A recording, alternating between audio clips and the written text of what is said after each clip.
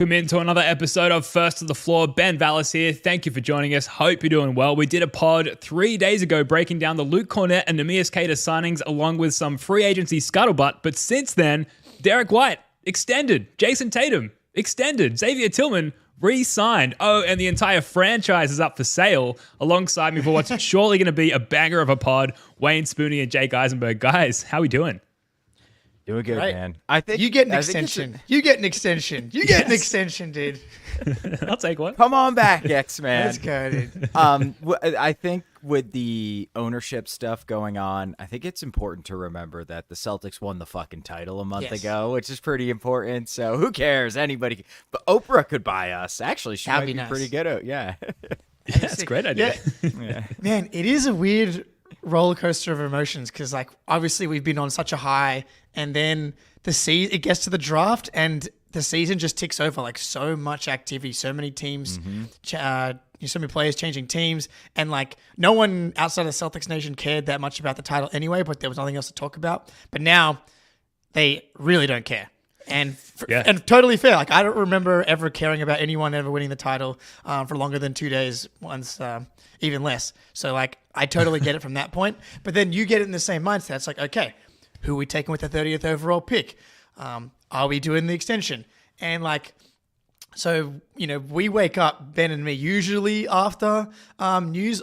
Sometimes we're like up and like we were awake when the Paul George thing was like super official. But like we woke up and we had done the D White extension. I wake up, I'm like, okay.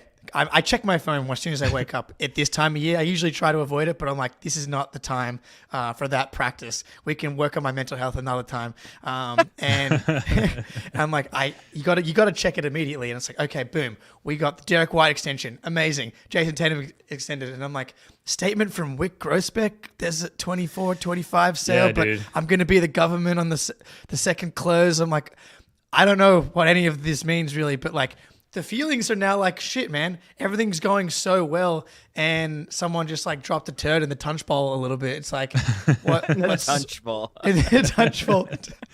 It's like, what the hell? But then we re-signed Luke Kornet, and then the one that really brought me back was the Tillman one. And like, I'm like, all right, we're back. Forget who cares about the sale, and kind of learning a little bit more about what the sale may or may not mean and how it might not be a big deal. But man, yeah. We won the title, and we're currently the best team in the league still. So let's enjoy the good times. And we're recording the next edition of our Underrated Plays series as soon as we wrap this pod, and that's going to be covering the back end of that finals series. So if you're wandering around, lost, aimless, thinking, where's all the finals content gone? We won the fucking championship. Well, don't worry, guys. We've got you. We're going to put some more finals-related content out shortly after this podcast. Very timely, very relevant. I'm sure the NBA fanscape can't wait for that one. But Jake, we'll throw back to you, and Spoonie, obviously, we want your thoughts as well. But we've got to start. The man with the mistress, Jake Eisenberg. Yes. Thoughts, Derrick White. We got the Woj bomb. Boston Celtics guard Derrick White has agreed on a 4-year, $125.9 million contract extension. The deal includes a player option in that last year. Just incredible and team-friendly, I might say. Dude, yeah. Last pod, we were like, relative certainty were the words that Ben used, and I'm sitting here like, I'm taking the Ben role. I'm the one that's freaking out about maybe not getting the contract done, because you look at all this money being handed out across the league, and I'm like, can you guys chill, dude? Can you stop handing out $25 million per year to Nicholas Claxton? We're trying to re-sign legitimate all-star candidates like Derrick White for team-friendly deals, and you're going out here splishing and splashing all over the place. And I started to get a little worried because it's like, can he get 40 plus mil in a bigger cap space year next year? Maybe, probably. But everything we talked about, family man, stay with the Jays. Like, he's found like a real home here. He's become the best version of himself. He's got the Sam Adams money as well. But he went from being on one of the best contracts in the NBA to now being on one of the best contracts in the NBA. Like, he's making the same amount pretty much as Isaiah Hartenstein. He's making less than Isaiah Quickly, Scotty Barnes, OG Anunoby. Like, the list goes on. I mean, even Tobias Harris's new contract is like annual salary of 3 less than Derrick White. Like, it is one of the best contracts in the NBA, and I'm very excited for 4 more years of Derrick White. Hell Yeah, and a couple nuts and bolts on this thing. This was not the max, but this was the max we could give him in this offseason, just the way extensions work.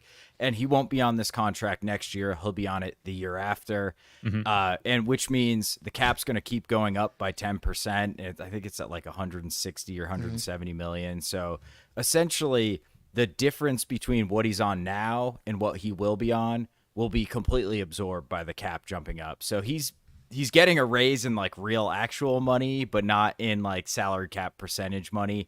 It's a great deal. We talked about it last show.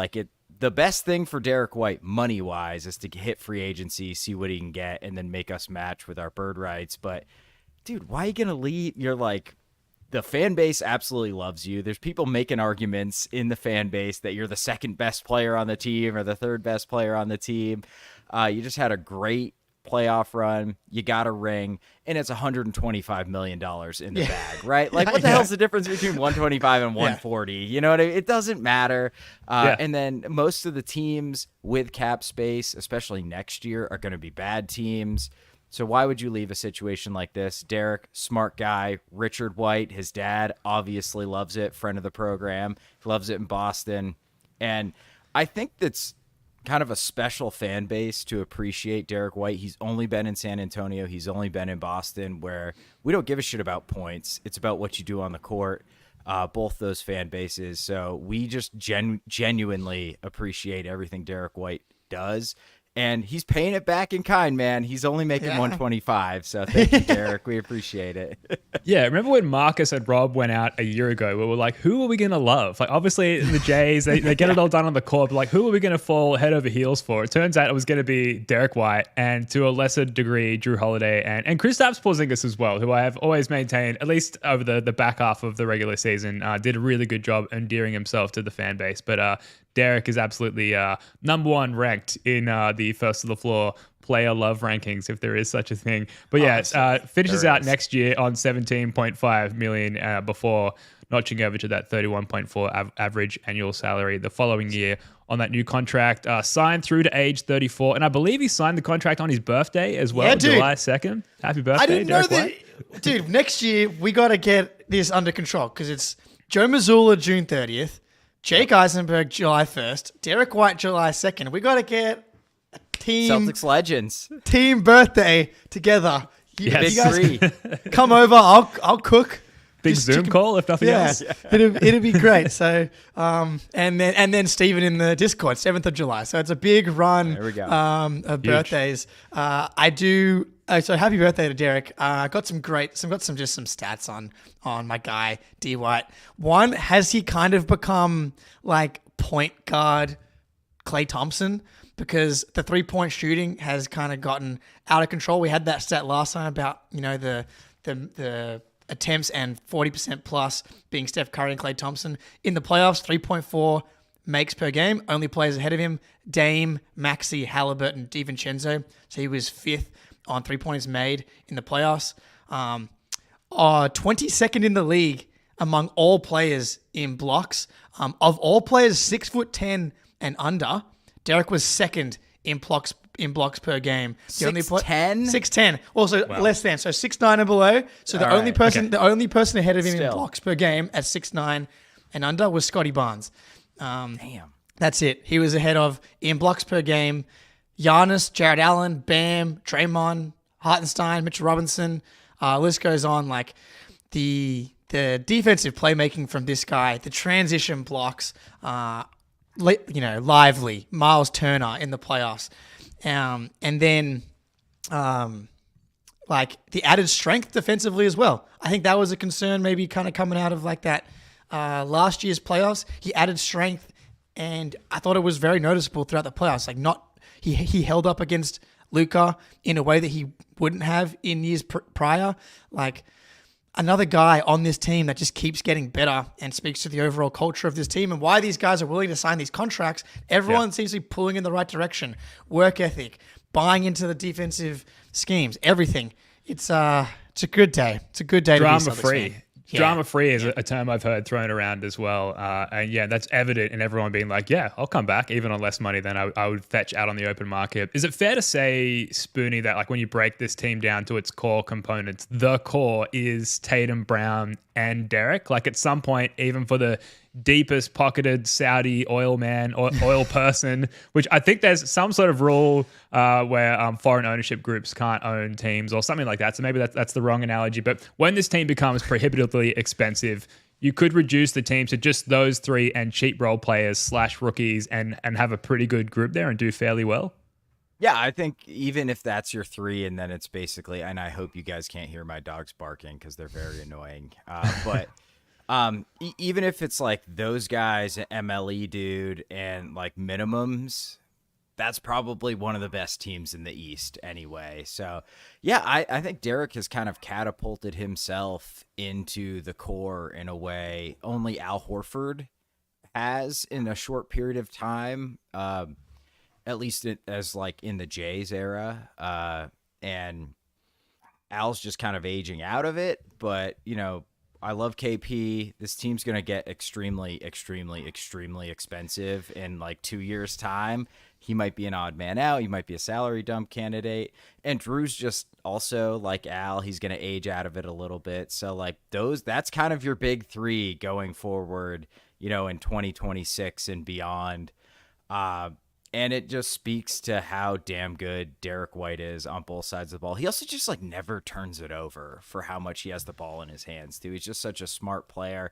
And Brad said it, I think it was the day he took over when he had the press conference. He's like, my entire mission is to find guys who complement the Jays. Mm-hmm. And there's just about no player that complements the Jays better than Derrick White. Yeah, man. The way that he's able to scale up, scale down, play a variety of roles, like, it's crazy. Yeah, I don't know how much we're going to get into like the future of the team, but like it does seem like Derrick and the Jays is going to be the core, and that gives you such a high floor, especially when you fast forward to when maybe we start to break the team up a little bit, where the Jays are like at the beginning of their primes, Tatum, you know, still being 26, Jalen being 27, like they'll be better. Derrick White still under 30, and all three of those guys are super durable. Like, all three are candidates to be, you know, guys that are playing 70-plus games year in, year out. And so you've got those three guys. Good luck to anyone like the way that the CBA is designed, that there's going to be no more versions of the Celtics, like where a team just has like answers for everything. Like there's a chance that we're like, and the Thunder maybe kind of the other team here, like that these teams that are just elite above everybody else are going to be kind of a thing of the past. So, and you have those three guys, it's a good place to start. Going to win a lot of fucking games with those two dudes, man. They just know how to win basketball games. Yeah, I feel some trepidation to get into like the future iterations of the team because I'm cognizant of wanting to live in the now, but also we're a Celtics podcast and it is kind of relevant, especially with the sale, which we'll get to in a little bit. So maybe we can touch on it a little bit more there. But look, we've done 10 minutes on the Derrick White extension. We could just rename the show to the Derrick White extension celebration show, and that would be fine. And there'd be plenty of meat on that bone because we love Derrick White so much. But let's move on. Xavier Tillman, he extends on a 2-year, $4.8 million minimum deal. Dude's only 25 years old, which is it's difficult to it's easy to forget, I suppose. Basically because he looks older than that, let's be honest. Dude, older than me. Al looks younger than Tillman. I know, it's crazy. But we love you, Tillman. Don't worry. Come on the show anytime, please. But really, just I celebrated the continuity factor of the re-signings, the Luke Cornett and Amir Skater re-signings on the last show. This is just more of that. And then just the fact that like this is a key rotational piece, I would say. And even in the playoffs, we saw in the NBA Finals come in and defend the opposing team's best player on switches. Lights out from the corner, Jake. And just an incredible 100%. Yeah, but you can on the rotational stuff, like you can say the same for Luke Cornett as well. And the fact that we're bringing back these key rotational pieces on minimum deals in this CBA climate is just incredible. I can't believe they got this one done. I thought like insane. This is the one that I thought we were going to lose. Like we got Luke back. I was like you're trying to canvas the league. You're looking at other people's spending power and stuff like that. Like Drummond goes for 2 for 10. Drew Eubanks got $5 million from Utah. I'm like, they're not going to re-sign Tillman for more than the minimum, I don't think. Like, maybe they push it up a little bit to try and get him back. But I just figured that at some point, like, they can't bring every single person back. And, like, they did. And it was really important, man, with KP. Like, you have to have this stable of bigs for the regular season. And it's funny, like, I think Luke Cornett might be the better regular season's, like, quote-unquote innings eater. But I think when you get to the playoffs, Tillman is clearly a guy that can play because he can switch and can play drop and can be, maybe not as, good rim protection as someone like Luke Cornett, but just so much more versatile defensively. And, like, the offense, hey, we'll see. The big winner here is me and Jack Simone's bet for next year, which is Xavier Tillman over under. I think it's 37% from 3 on, I forget the attempts. We'll have to figure out that one. I feel like 60 attempts is probably a good number there. But this is big, dude. With KP out and then a guy that can play another role in the playoffs, he literally switched on to Kyrie and Luka and got them up 3-0 in the finals. Oh, Ty Coffey coming in, dropping the bomb. Ty Coffey loves Xavier Tillman. Huge donation in the chat. Add to the Vegas fund. Add straight to the Vegas fund, dude. Yeah, man. This one really just got me pumped. Got me so pumped. I was shocked that they got this one done. I'm flabbergasted, flummoxed. I have like in the Harry Potter books and movies, you're just like, why would anyone side with Voldemort? He's clearly evil. But then you hear his side and he's like, we're wizards. We're better than humans. And it's kind of true. Brad is Voldemorting people. He's like, it's the Celtics. We just won the title. We're just better than the rest of the league. And you should join us and be with us because we had Tillman's bird rights. We could give him any amount of money he wanted. He probably could have been give me 2 for 10. And we would have been all right, yeah, sure. No fucking problem, Tillman. That's totally worth it because you're a really good player and you're very versatile defensively and you kind of get our offense already. But he got him for the minimum, which is insane. The only thing I can think about is Brad was 2 years saying to him, yeah, and it's not even a player option in the second year, which is insane to me. I can't believe he got him for 2 years. He must have been when Al retires, you're our guy, and we will make right on you in 2 years' time. You are our dude. That sounds fun. I would like Brad Stevens to make right on me as well. Yeah. Yes. Brad's oh, every baby, day. I will make so right on you in 2 years' all time. Over my you face, just got to be patient.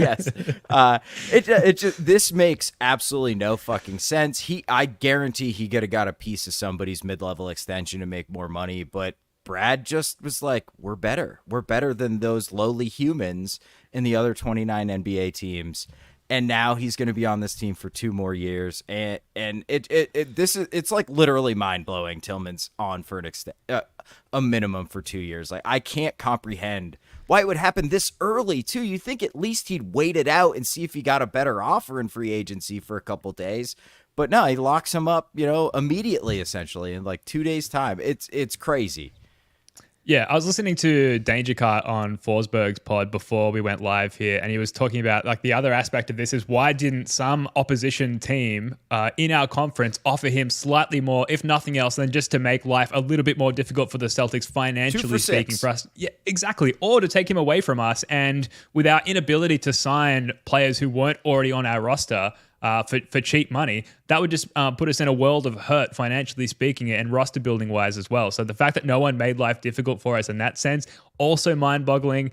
It's a continuation of last year where everything just fell in the right place for us. And It's when's the luck going to run out? Maybe it's the Wyc sale, which we'll get to. But just incredible stuff. I just have to give one more thank you to Ty Coffey as well. That's a very incredibly generous donation. And I promise you, we won't burn too many brain cells spending it in Vegas. Thank you so much. Yeah. That's really generous. So and a great point from Dredd. He's going to play in the first half of the season. I think Cornette versus Luke's going to be a real battle. I think there's going to be Horford, Tillman, double big lineups because you can switch everything in lineups and still have a ton of size and bulk. And I saw a few people quote tweeting and replying to it, my jubilation about the contract relative to the Drummond contract. And some Heat fans in particular being like, the Celtics fans are drowning in Brad Stevens' Kool-Aid. Like, why are they freaking out? Like, Tillman's not that guy. It's like, we actually understand what it takes to win a title. Like, we know the value of having a guy that can come in game 3 of the finals and help you win a game to go up 3-0 and win a title. I know you guys don't know about that because you haven't won a title in like 10 plus years. Yes. Would never be me. But like these margin moves really matter, dude. Like getting the 1 seed is really important. Part of why the Celtics had a good path is because they had the 1 seed. Having the 1 seed is always going to be the better path, and having Tillman and Cornette and Cater, 3 guys that you can just rotate through hot hand wise. Someone goes down with an injury, you still got 2 of these guys. Like, you want to try and get that 1 seed. It's really freaking important. You want to keep Al Horford's minutes down. You want to be prepared again for the finals. Like, these things matter, and Heat fans don't understand because they're like screaming about how they just signed who'd they sign today that was like a not notable, but like, oh shit, I remember that was that chat. It's blanking me because they Not lost. notable is the key point. Yeah, because they lost Alon, right? They're losing Caleb Martin. Decent. Alec Burks. That's right. Alec Burks. Right. Yes. Yeah, dude. Alec Burks. It's like, that's our guy, dude. Alec Burks. That's our guy. Notable defender. Yeah. Fitting well with Heat culture. It's like, suck it, dude. Tillman's way better than Alec Burks. He's also way better than Drummond. I saw somebody kill you, Jake, for being like, well, Drummond's better than Xavier Tillman. No, he is fucking not. Like, Drummond's been a myth. He's been like a cloud of smoke his entire career. Like, he doesn't translate to winning. Regular season, I can hear the argument, but who cares, dude? I'm not hearing that argument at all. Drummond is like, he looks like he should be really good at defense, and he's just not. He's just been like a fake positive player his entire career because he puts up big counting stats. And Tillman's been the opposite, lacks the counting stats, but every advanced metric, the on-offs, they absolutely love him. And he's just flat out better than Andre Drummond. And we got him for 2 years, which is for 4.8, which is less than what Philly's paying for Drummond for 1 year. So I feel like that's a pretty good move by Brad Stevens overall. Yeah, Tillman can't be played off the floor in the playoffs. I would rank that number 1 in my like backup big man skill set. So you'll love Drummond to see it, but can't make a free throw. Actually, kind of can't either. Yeah, we'll admit that for now. I just saw that Al Horford's house is up for sale on the internet, and it looks palatial. I know what I'm doing after this pod. House shopping. Now, one other guy. Well, I've actually got 2 other guys, but this one's a pretty big fish. Jayson Tatum, Boston Celtics star Jayson Tatum reached an agreement with the franchise on a 5-year deal, $313.99 million supermax extension with a player option. That is the largest contract in NBA history as of right now. His current annual salary is $33 million per year. The upcoming annual salary through that contract is almost double, $62.7 million per year. And if he picks up his option in the 5th year, he'd earn $71.4 million in that year. But he's our best player. He's a multi-time All-NBA first-team player, top caliber player in the league. And look, if that shooting comes around, or he just won a fucking championship. Extremely effective player, extremely impactful player. If that shooting comes around, like, you can throw out any of the is he or isn't he top 5 arguments. Like, he absolutely will be. And I think it will. Just putting myself out there. I think he will learn to shoot on a consistent basis. This is going to have to be a whole episode. This year. That's what I'm saying. Yeah. This has to be there's going to be a whole episode we're going to do in the offseason. It's like the Jayson Tatum 3-point shooting, because like he just had his best 3-point shooting regular season in multiple years, and then had another like sub 30% 3-point shooting playoffs.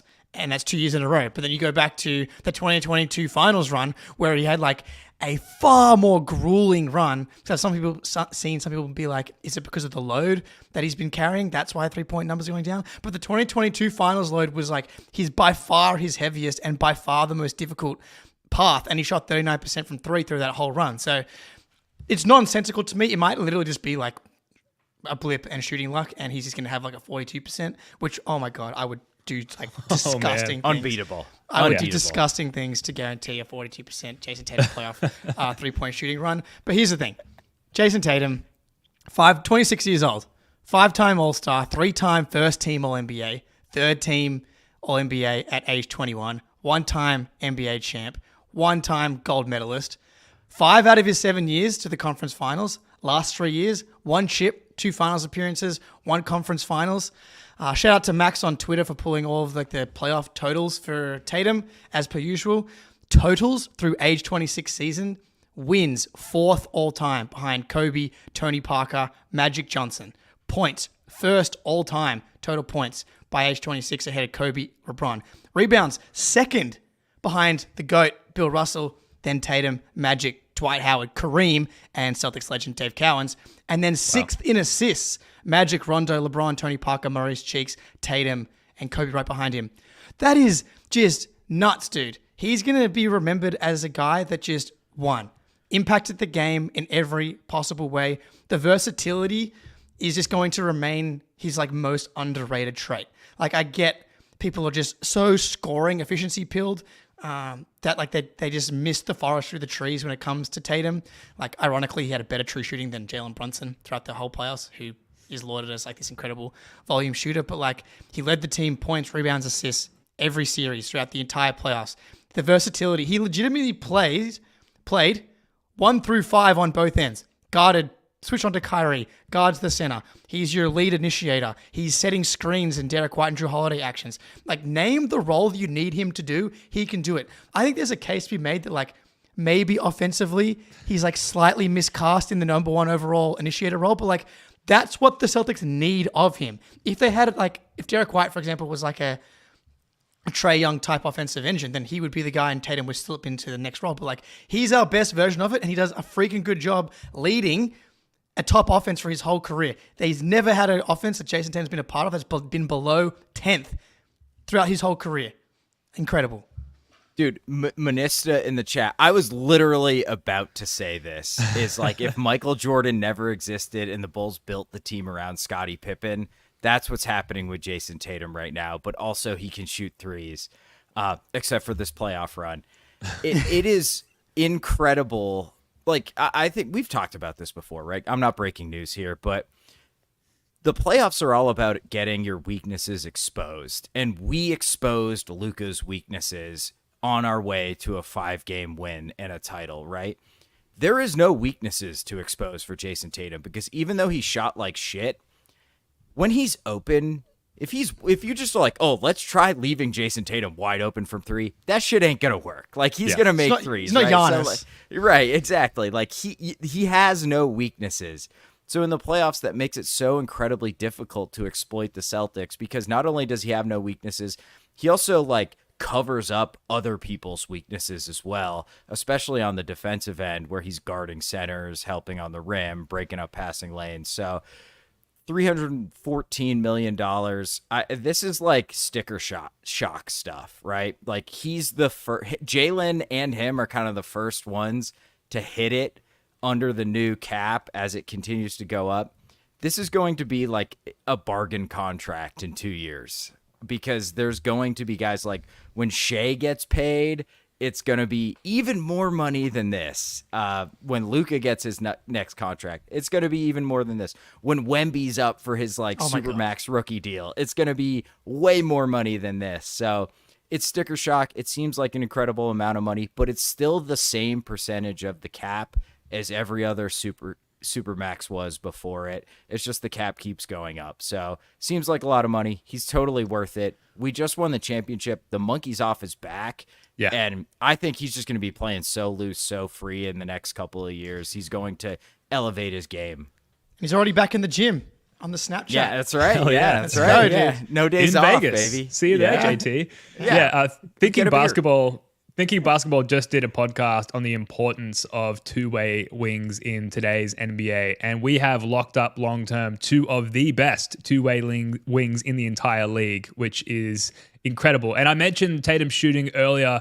really only along the lines of imagine if he picked that up on a consistent basis. And we've seen what that looks like. And it's like, good night, league, if he does. But like, just watch game 5 of the finals if you want to see like the baseline without the shooting, which is him making all the right playmaking decisions, when to drive, when to defer to a teammate, how to penetrate if he's got multiple on him, how to get off and get a switch onto the right defender. He knows the right way to handle every single situation, because even though he's only 26, he's had such playoff experience that he's seen every single defense imaginable, and he knows how to cut through it every single time. And as long as he approaches each game with the right mindset, and I mentioned game 5 because his mindset was like, I'm fucking winning this game. Despite the poor shooting, he absolutely tore the Mavs apart. That's the baseline without the shooting, and the shooting's gonna come.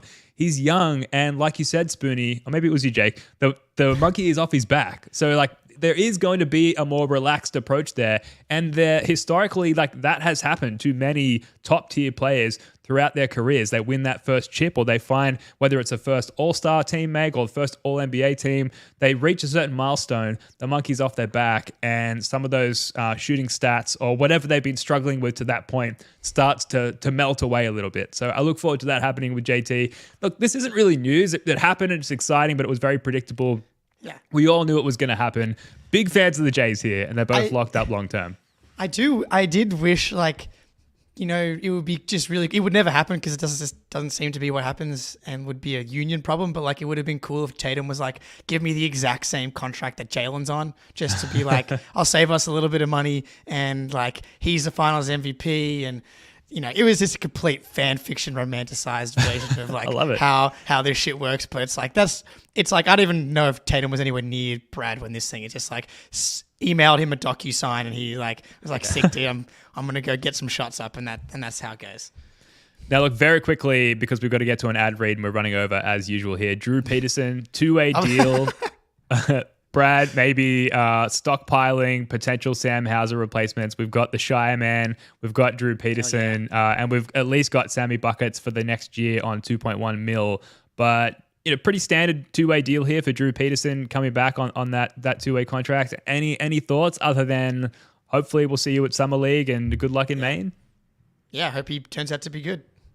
Yeah, people are very high on Drew Peterson. I would caution folks to kind of pump the brakes a little bit. He's already 24. I know it worked out with Hauser, but like, that doesn't happen every time. You know what I mean? So, hey, I hope he turns good, but the odds are kind of stacked against him. I do like every time I check the main box score, he's got like 18 points, 9 rebounds, and 7 assists. So like, just come in and just do that in the NBA would be my suggestion. That would be nice. Now, look, we are going to come back in a moment and talk about the team sales situation. Lots to unpack there. But first, a quick word from our friends over at Game Time. First to the Floor is brought to you by Game Time. If I was in Boston right now, I'd be filling the void left by the end of the NBA season by getting to some Sox games and trying to get tickets next to my guy, Derrick White. Game Time is an authorized ticket marketplace for Major League Baseball, which makes getting tickets faster and easier. Prices on the Game Time app actually go down closer it gets to the first pitch. With killer last-minute deals, all-in prices, views from your seat, and their lowest price guarantee, Game Time takes the guesswork out of buying MLB tickets. We have tickets in our possession right now that we just got through Game Time for the Walshy, Baylor the Shy Man, and Anton Baby Horford Watson Summer League game. You can take advantage too of Game Time with features such as last-minute tickets, flash deals, and zone deals. Easy to find and buy MLB tickets for every kind of event in your area, plus lowest price guarantee, event cancellation, job loss protection, and more. Take the guesswork out of buying MLB tickets with Game Time. Download the Game Time app, create an account, and use code CLNS for $20 off your first purchase. Terms apply. Create an account, redeem code CLNS for $20 off. Download Game Time today. Last-minute tickets, lowest price, guaranteed. Love it. Absolutely. And someone else in the chat earlier, what are our Vegas dates going to be? July 11th to the 15th, I believe, unless you guys are extending your trip to make sure you're there for that Lakers game, which I will unfortunately miss. Got to be home for my daughter's birthday. But look, it's going to be a lot of fun. We're going to be vlogging our way through Vegas as well as just hanging out, having a good time watching the game. So if you are going to be in Vegas for Summer League and you happen to see two mid-range popularity or three mid-range popularity Celtics podcasters there, come say hello. The best looking show on the internet. Thanks, shout out Nick. Follow Nick NBA on Twitter. Yeah, Nick's great. Breakdowns. Great channel. on YouTube and Twitter. So good. But yeah. Absolutely. And Nick's going to be there on the 15th. Damn Nick, it. We may just miss you, bro. Unfortunately. But there's always next year. So, Woj had this. Breaking. The Boston Celtics majority ownership group led by Wyc Grousbeck, sorry, I always get that wrong, planning to make the franchise available for sale. The investment group purchased the team in 2002. It's a massive development, says Woj, for one of the sport's most valuable franchises. And then there's the press release, which of course I failed to load up into our StreamYard here, but there was some interesting verbiage about like restructuring of family assets, which is not a verbatim quote of the press release, but just some interesting wording there. Spoonie, you're our resident lawman. I feel like we should go to you first. What are your thoughts on some of the wording around this sale and what it means for the near future? Yeah, to me it looks like Wyc is just trying to get out, but he has so many partners invested into his part of the shares that it's going to be really messy. So it seems like it was first reported as like the entire team is going up for sale, and then Pags came out with that like counter press release that he was like, I'm going to be very involved in the bidding process. So I don't know what's going to happen. I don't know if it's going to be the whole team going up. I know often you have to give your minority owners the right of first refusal on your shares. So my guess is that might be what goes down, but also they all stand to make like bajillions of dollars if they just put it up for bid essentially and make the most money. Because what if Pags is like, oh, you're gonna give us $7 billion, never mind, I'm out too.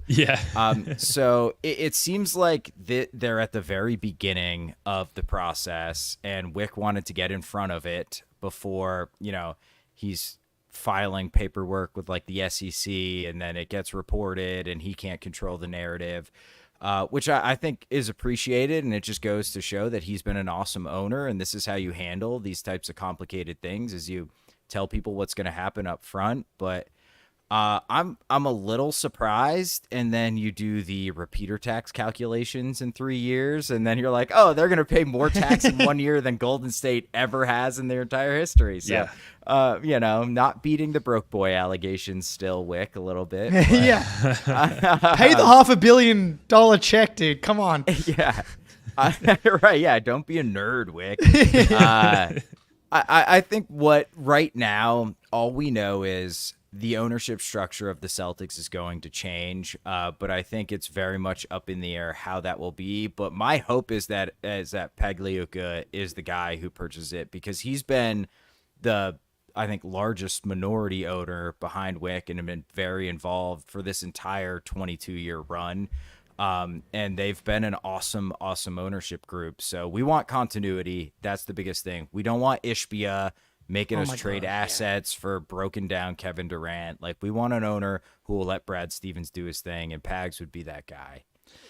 Yeah, I didn't like this. I did not like this when I got the thing. It literally took away my joy from the Derrick White extension, which is really upsetting. So firstly, Wyc, I would have really I'm guessing he was like, okay, I'll drop this at the same time, because it's like, oh, I'm so happy, Derrick White, but also so like everyone kind of, it's like that news bomb, both positive and negative. But I personally would have appreciated just like a full 24 hours, or really a full week, to just like bathe in the glory of Derrick White's contract extension.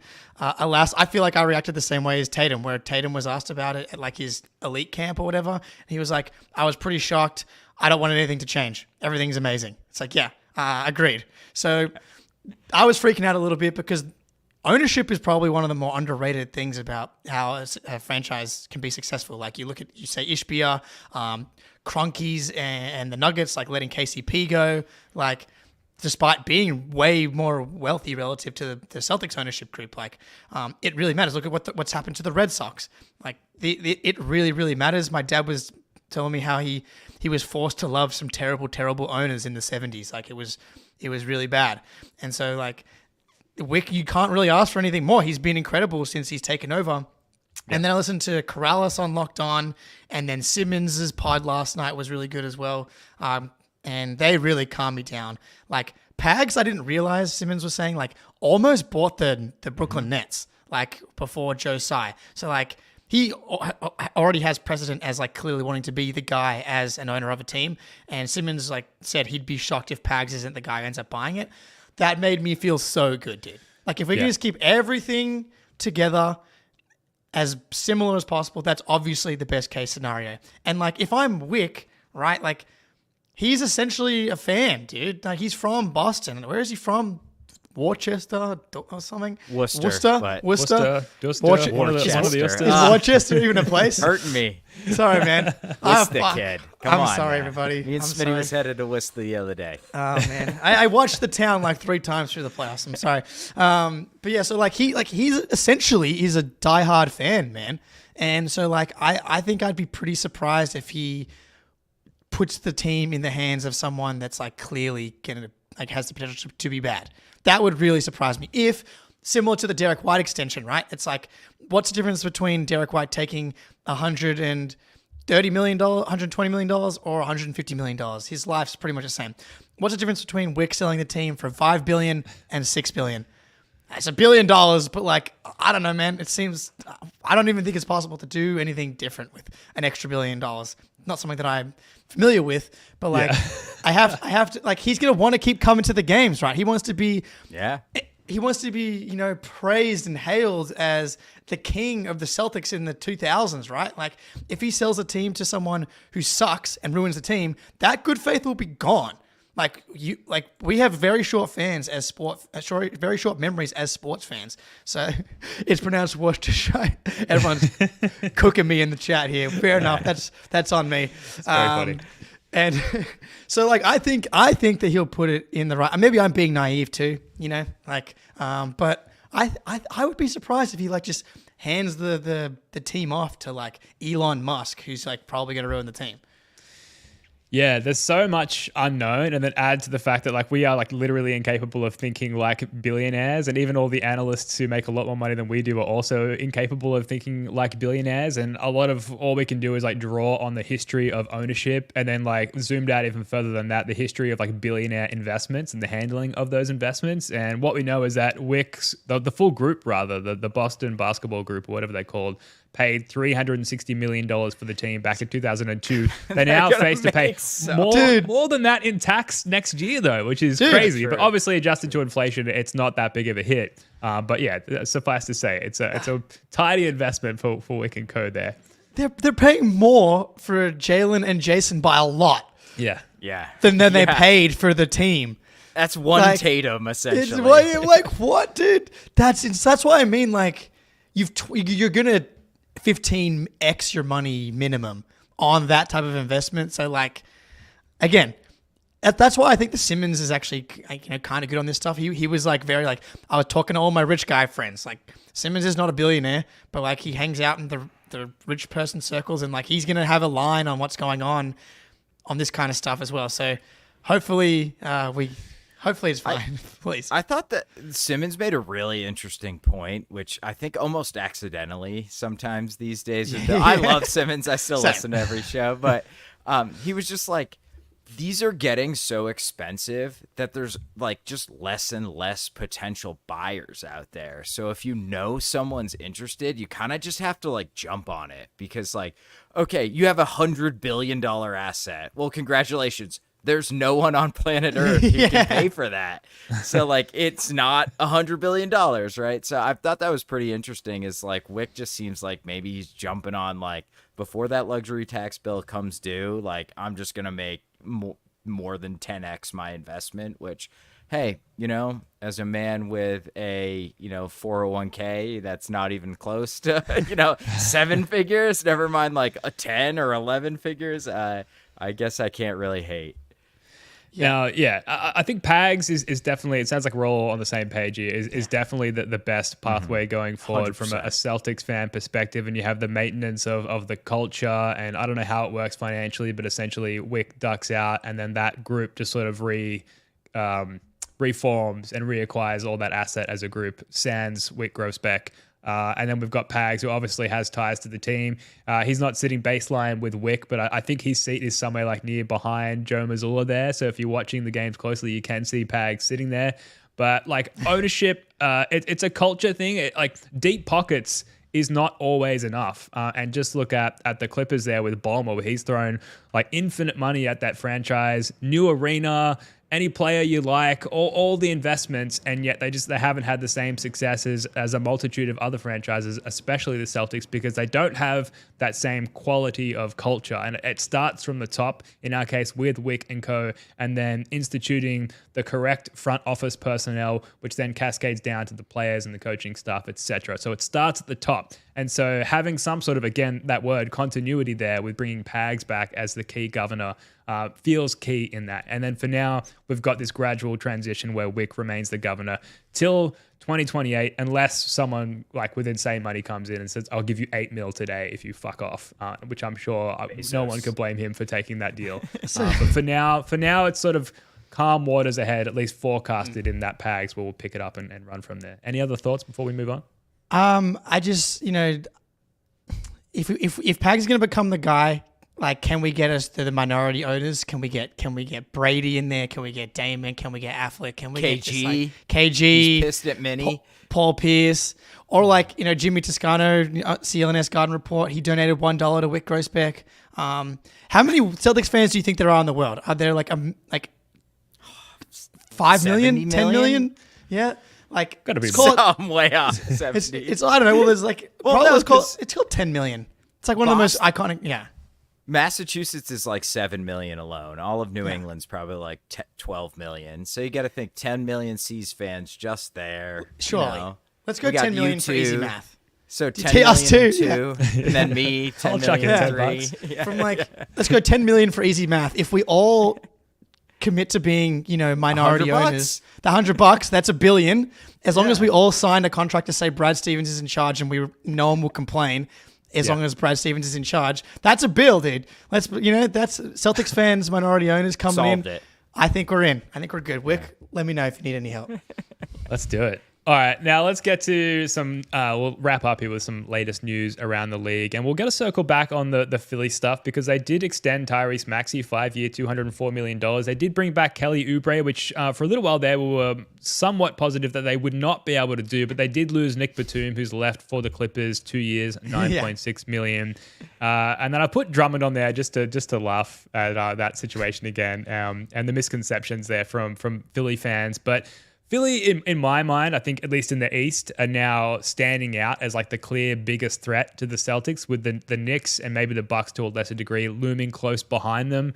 Spoonie, like, I don't know. We got to get to this because it is news and it is somewhat relevant to the Celtics because they could contend for a title next year. How do you feel about these latest Philly signings? Yeah, I think Maxey, rookie max, no-brainer. Like, you got to do that. Maxey's worth it. Oubre, I forgot about one key factor about Philly. They have cap space. I was like, well, they used their ML Leandro? And they're like, oh, yeah, they have cap space. It doesn't matter. Of course, they could bring him back. I think, to me, it's the Knicks. And if Milwaukee can stay healthy, I think I might have them above Philly. Philly's got real roster construction issues outside of Paul George and Embiid, really, to me. Like, even Maxey, I think, can be exploited in a playoff series. And who knows what you're going to get out of those, what you're going to get out of Embiid and Paul George in a playoff series. Like, they're just so banged up all the time. But so is Milwaukee. So I have no idea what to do with those two teams. But to me, the Knicks are kind of the clear number two. But if you're Philly, man, you got to make big moves. You got to be bold. Like, it's clearly not working. You can't go to war with your third best player being Nick Batum or Paul Reed, their fifth best player, who's the backup center that plays like 12 minutes a night. So I like their offseason. It's just like super high risk to me, which when you're sitting from the Celtics perspective, it's like, we don't have to be high risk because we've already done it. We know this team works and our guys stay healthy other than Porzingis. So, but overall, like, bringing Oubre back, I think is important for them. Maxey, they had to do it. Drummond's a complete and utter bum, but I guess you need a backup center. I'd rather just have Paul Reed myself, but interesting. Yeah, they're high risk no matter what. Like, that's the thing. Yeah. Like, no matter what they do, they're just high risk because of Embiid being 30 and all the injury stuff.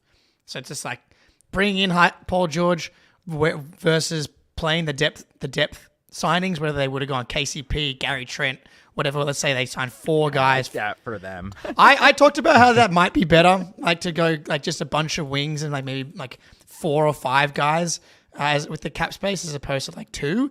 But the risk is the same.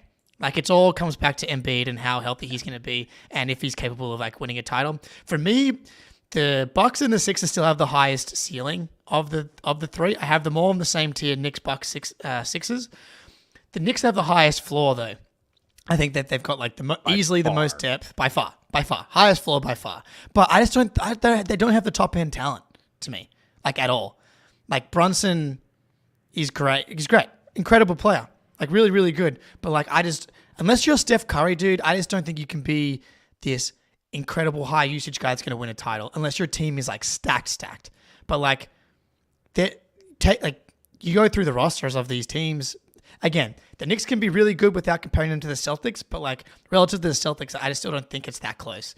Like when you look at the leap that Jaylen Brown has taken, how good Drew Holiday, and like talking about the continuity as well. Like this Celtics team learnt so much about themselves in how they can play in different ways in the playoffs. Like the Missoula putting Drew and Derrick in the dunker spot thing. That was a revelation. But that was year 1 of this team. Tatum guarding the opposing team's centers. Like that's a revelation. All these little things that they learned in their first go round. This is going to be a learning experience for the Knicks, learning experience for the Sixers. So like from that perspective, the Celtics are still way ahead.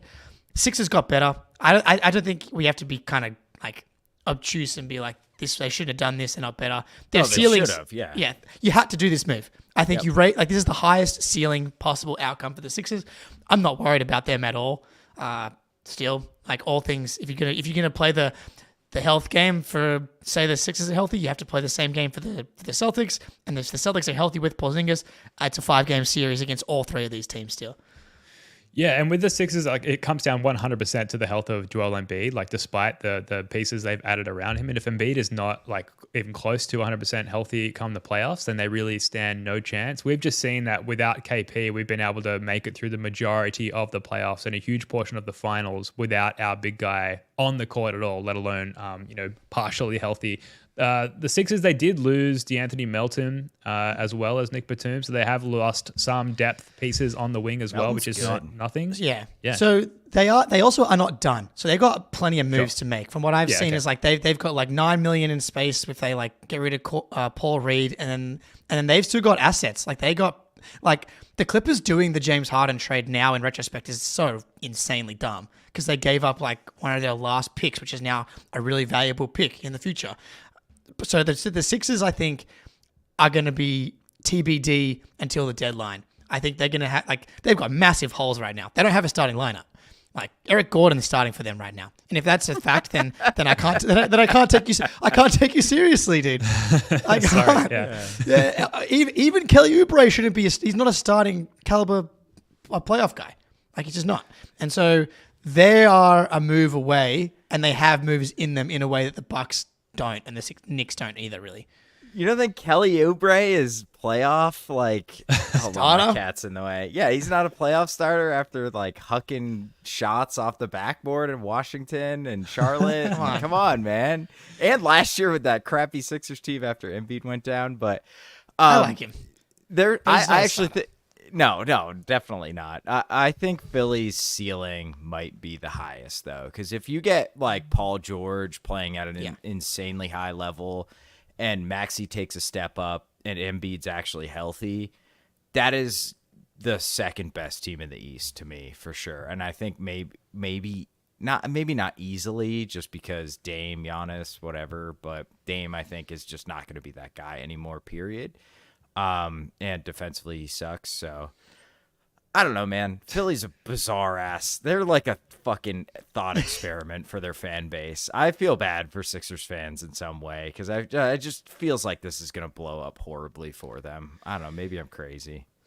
Yeah, if I'm like defending my home base, like 99% of my defensive resources are like in the bunker, looking at sonar and radar, and looking out for the Knicks of the world and the Phillies of the world. But I'm sending one guy up to the watchtower saying, just keep an eye out for a healthy Damian Lillard. We've had Doc Rivers saying he didn't go into the season in proper shape, and that's obviously public knowledge now. So, like, how does that filter through Damian Lillard, and how does he approach his ramp up to this season? Just one guy in the watchtower. Just keep an eye out for a healthy Dame. There's a threat potentially on the perimeter there that we need to keep an eye out for. But for now, I'm not overly worried.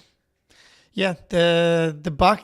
It's like, on one hand, I'm like, how is Dame going to get better? He's old. But I'm like, Drew Holiday has had one of the best playoffs of his career. The difference is Damian Lillard is going to be asked to be like an incredibly high usage point guard, where Drew Holiday was like taking 9 shots a game in the playoffs. Yeah. That's the difference, is that you come to the Celtics and Al Horford and Drew Holiday, it's like coming to the best retirement home in the history of mankind. It's like, we're gonna prolong your prime, dude. You're not going down. You're not going to be hanging out at dinner with other old people. Like at the Bucks, the whole team's a retirement home, whereas the Celtics retirement home is youthful. It's full of great activities. We're going to the park. Young, we're cute playing nurses. Yeah, great. We've got it all. You got it all. So that's the difference, man. Is it like Dame is going to be asked to do so much more at his age, as like a guy that's reliant on explosiveness in a way that Drew Holiday kind of isn't. He's more reliant on strength. So 100%. Yeah. 100%, man. Drew's a beast, man. And Dame's 6'2", 6'3". Yeah. Even on his jumper, he used to get so high in the air on his 3-point jump shot, and he just kind of doesn't anymore. So I don't know. I think it just boils down to what also you said Doc. at the beginning, Jake. It's like, also Doc Rivers calling Dame out of shape. That's insane Come on, say after the season's over. So I don't know. Celtics in 5, any of these teams. Doesn't matter. Except maybe the Pacers, the only team that truly scares me. Yeah. Now, breezing through a few other final free agency points here. Donovan Mitchell re-ups with the Cavs, 3 years, $150 million. We've got Kenny Atkinson as the new coach there. Maybe a more competent coach, best player pairing there. So they're running it back with that iteration of the Cavs, and they're at least an outside threat to trouble really any of these teams, the Celtics, but also the Sixers and the Knicks. A lot of talent there, and a really great front court lineup there with their 2 bigs. It's not nothing, but it's probably close to it from a threat to the Celtics perspective.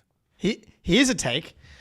The Cavs are closer to the Sixers, Bucks, and Knicks than the Sixers, Bucks, and Knicks are to the Celtics. That's how that's the scale LeBron measuring stick, right? That's right. Yeah. I'm closer to LeBron than you are to me. Absolutely. And so I think the Cavs firstly very happy for Cleveland fans, because from the second that Donovan Mitchell signed that contract, all they heard was that he was going to leave for a bigger market and not re-sign, and he did. So I saw a lot. Tony Pesta, friend of the podcast, was just calling people out on the receipts. So I was very happy for Cleveland fans. And also, I actually think this is spin zone for the Celtics. Like, we're going to still beat them in 5 probably. And so, like, the Cavs, though, can push a Knicks, Sixers, and Bucks to 6 or 7 to make our path easier in turn, because the team that we're going to be playing in the next round will have just gone to 6 or 7 against the Cavs, whereas if they lose Donovan Mitchell, that's just like another team that we probably kind of cruise through, but the other teams struggle with a bit more. And the flip side is he didn't go to Miami too, which is a nice thing too. So yeah, very happy for the Cavs, like their fans. I'm a Kenny Atkinson guy. It never made sense to me why it took him this long to find a job after he did a really good job with the Nets, I thought, and they replaced him with Steve Nash. That's it. I thought Bickerstaff did a pretty good job in our playoff series. It was just mostly a talent disadvantage. So I think Kenny will help the offense. I'm not sure if he can help the defense. I think they're probably at their ceiling defensively, top 5 in the league type of defense. So, but happy for Cavs fans. They're a good team. Probably not a threat to the Celtics, but Tony's a great dude. They deserve to dance on some graves with this Mitchell extension for sure. Totally. I'm going to read off a couple of MISC signings here, a couple of MISC free agency events, and let me know what stands out to you guys. So Taurean Prince and DeLon Wright to the Bucks, Isaiah Hartenstein to the Thunder, Kyle Anderson traded to the Warriors, Jonathan Isaac, he re-ups 5 years, $84 million with the Magic. Magic looking a little bit scary there with the bringing on of KCP as well. And then I added just before we went live here, this is kind of separate to those that I just mentioned, that O'Shea Brissett apparently left Canada's international Olympic basketball camp to focus on free agency, which I thought that's what agents were for. But anyway, what stands out to you guys from that longish list? Like the Bucks have no moves to make really because they're like so hamstrung. I thought they did a great job with the minimums. Like for minimum guys, Delon Wright and Taurean Prince are really solid. And that comes back to what we were saying yesterday. Celtics can't promise anyone any minutes. Whereas they're gonna start for the Bucks. So I thought great minimum signings, not relative to what they're actually capable of doing. Sure. But yeah, and dude, OKC, man, they're gonna be so good. That's the one team I'm like, oh wait, they could at least match up with the Celtics. Yeah, I'm so glad they're way over there. Yeah. Yeah. See you in June. I'm not. Can Hartenstein and Chet play together? Is kind of the one question to me. Maybe they can. Maybe they'll be great. So. Yeah, I think so too. But I do think that's a question that needs to be answered. I would not pay Jonathan Isaac nearly $100 million. I'm sorry. He's had so many injury issues. He played 20 minutes a game. I know he was DPOY, amazing, blah, blah, blah. He offensively is probably a negative at this point, in my opinion. But the KCP ad for the Magic is he fits them perfectly. They kind of need a real point with Cole Anthony. I think Fultz is probably out the door unless they re-signed him and I missed it. But he's going to work really well off of Franz and Paulo. So I love that signing for them. I get that you just need to retain Isaac. He's talent. You want to keep him around. He's got legitimate defensive upside. But who had cap space that was giving Jonathan Isaac $20 million a year that you couldn't just match? I don't know. I don't know. Also, nearly 100 is doing a lot of work there for 5 for 84. 84, yeah. Fair enough. And you round up, 5 for 84. Would you rather pay him 5 for 84 or Pat Williams 5 for 90? 16.8 annual is that's a shit contract too, though. I agree, but I think in the new CBA, it's everything's so high. I don't think it's 16.8 is it's fucking shit all now. Who's paying him 17? Yeah, that's fair. It's who you're bidding against. Here's a question that we were talking about in the Discord last night, I think posed by Stephen, was who's better, the Pacers or the Magic? Who's better? Who would you be more scared of? It's still the Pacers, in my opinion. They're offense. They had a number one offense. What are they? Are they going to fall from that height so soon next season? And the Magic still have a lot to prove. They've got a lot of good pieces they've assembled, and I really love the idea of Jonathan Isaac. He, when is fit and healthy, is a really impactful player, particularly defensively, but potentially on both ends. And therefore, as an extension of that, I love the idea of the Magic and their pieces and what they could Voltron form and put out there as an on-the-court product. But we haven't really seen that consistently. And then with Franz Wagner, losing his shot going into last year's playoffs, it's is that going to come back? Because that would be the initial building block to look at for the Magic, for them to have sort of sustained success, I think, going into the postseason. Whereas with Indy, we've kind of seen it already, right? And yeah, they need better health from Hallie, but that's really it for them. And Hallie is a bit of a turnstile defensively that you can target, as is Jalen Brunson, but I digress. That's a point for another day. I think India are far and away a better team as of right now than the Magic. I trust Indy's offense more than I trust anything about the Magic, I think is where I'm at. Their defense is good. The offense for them just seems impossible at times.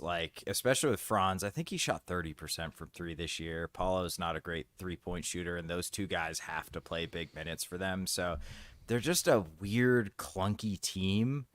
I think their upside is higher because you got a bunch of big wings but that team doesn't make as much sense to me in the short term as Indy. Indy made the Eastern Conference Finals. I know there's injuries, blah, blah, blah, stuff like that, but Hallie, Siakam, and kind of the guys around them with Miles Turner too. That team makes a lot of sense together, even though I think the Magic's upside's higher. But next year I would take Indy.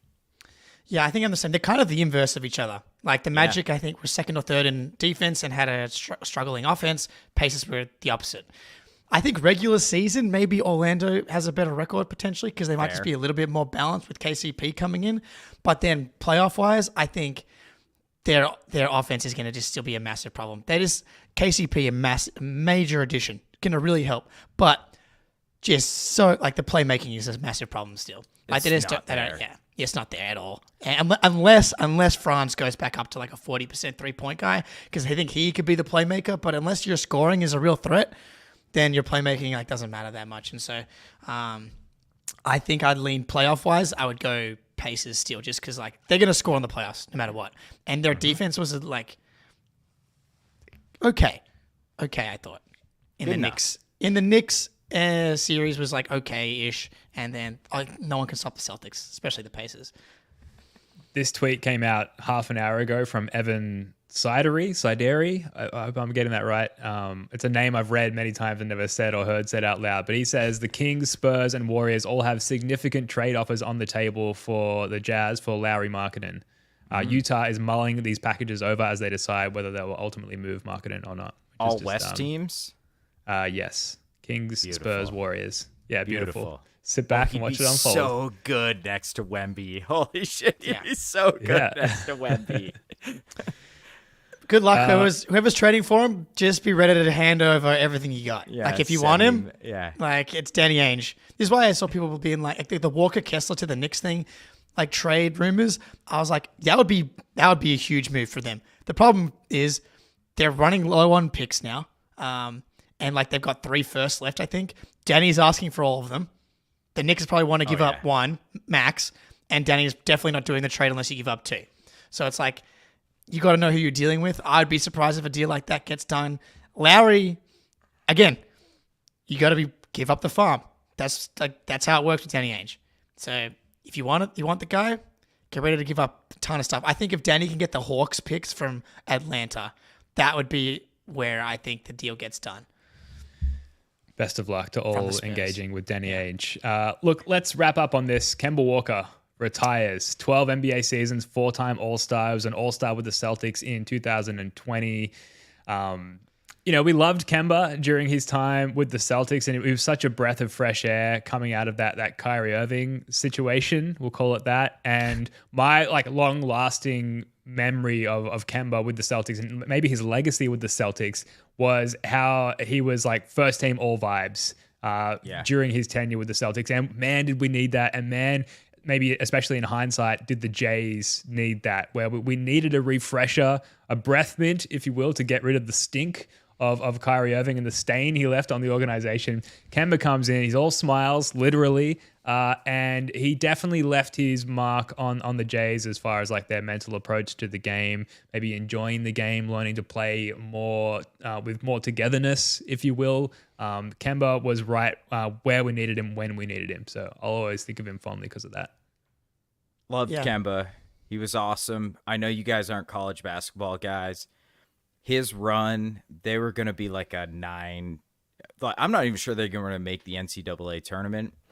They ripped through the Big East tournament and then ripped through the NCAA tournament to win the national title. They won 11 elimination games straight. And Kemba was at the helm. Wow. And that is one of the greatest feats in college, maybe the greatest feat in college basketball history. And yeah, you're right, Ben. Just ultimate vibesman. Great dude, played the game the right way, and electric on his day. Absolutely, when the pull-up jumpers were going down and he was getting to the rim before he hurt his knee. That dude was so fun to watch. So absolutely love Kemba. Hope he has a happy retirement. He made plenty of money, so he's going to be very happy for the rest of his, rest of his days. Yeah, I'm always going to wonder if that knee thing was going to pop up no matter what, or did Nick Nurse do it at the All-Star game? Didn't help. I blame Nick Nurse. Didn't help. Who played him over his minutes restriction in the freaking All-Star game because he's a terrorist. And then Kemba's knee was cooked for the rest of his career, including in the bubble. It's just it's funny. My favorite Kemba moment is all the off-the-court stuff. His vibes and the mic'd up stuff. I vividly remember in the bubble him talking, I think Grant Williams being you missed 10 shots in a row, you got to believe the next one's going in. Next one's going in. And that's the kind of stuff I'm going to remember about Kemba. He was so willing to let the Jays be the Jays. That was the first year we got Tatum beat Tatum. And in the bubble, that was Tatum's first real run. And that was partly because out of necessity, because Kemba wasn't the same guy. But even before the shutdown, and now I'm just remembering all the bad things now. Like, oh, the shutdown will be great for Kemba's knee. Nope. Not good for Kemba's knee. So maybe that's why it was always going to go down that way. But like he was a great guy to have in between there, and it's such a bummer that like because he was an all-star starter that year. Like if we had gotten that Kemba in the bubble, like we'd probably make the finals, dude, like pretty easily, because you don't go to 7 against Toronto if Kemba's like, himself, and then against the Heat, he was a legit all-star, and he was like barely playable in the conference finals, which is such a bummer. But he was awesome. But I'm trying to think of like a Kemba moment. I know he had like a big game against the Knicks comes to mind, like game against the Bucks.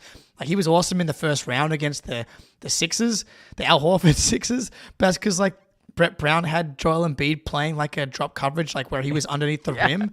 It was like and Kemba was like walking into like 16-foot jump shots. I was like, this is the weirdest thing I've ever seen. But shout out Kemba, like he's been announced as like on the Hornets coaching staff, like which is that's cool, which is amazing. I was hoping maybe he'd come to the Celtics. Seeing the clip going around of Charles Lee coaching a Hornets practice made me be like, oh man, hope I don't miss him too much. But I don't know. Yeah. Real quick on Kemba, I remember every time we played in Charlotte, they would show clips of him like in the stands hugging people and like talking to like, the maintenance workers and shit. And I was like, that's just one of the best dudes on the planet, probably. So yeah, Kemba fucking ruled. And that's not to say he wasn't awesome on the court, because he was, but especially in Charlotte. But I had the same issue, like thinking of like the best on the court moment for Kemba Walker in a Celtics jersey. I couldn't really think of one. And yeah, it just goes to show that, he was just an incredible person. Yeah, RJ in the chat, Kemba helped us all the way to...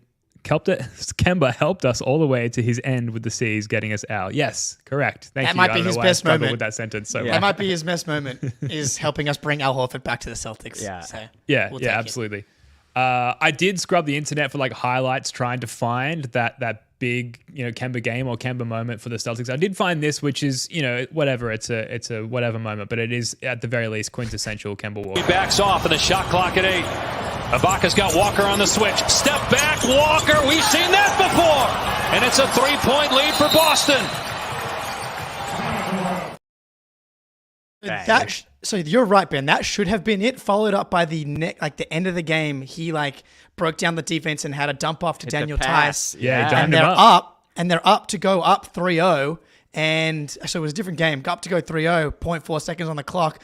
Jaylen Brown falls asleep, and OG Anunoby hits that 3 to put the series at 2-1 as opposed to 3-0. So that should have been the iconic Kemba moment, was game 3, because that changes kind of the outlook of that playoffs. But we'd go up 3-0 after diming up Danny T under the hoop there. That was a sick play. I remember that well. I certainly remember the OG shot unfortunately way better than I remember any specific Kemba Walker Celtics moments. But consummate vibesman, first team, all vibes, Kemba. We are going to wrap it up there. That is going to do it for this one. Thank you so much for joining us. I'd say we'll be back for one more pod, maybe 2, before we head off to Vegas for Summer League. Make sure you subscribe to the First of the Fall YouTube channel and our Instagram as well. We're going to be live streaming and gramming our way through Vegas. Shout out to everyone in the chat and everyone watching or listening later. Spoonie, Jake, love your work, guys. Until next time, go Celts. I love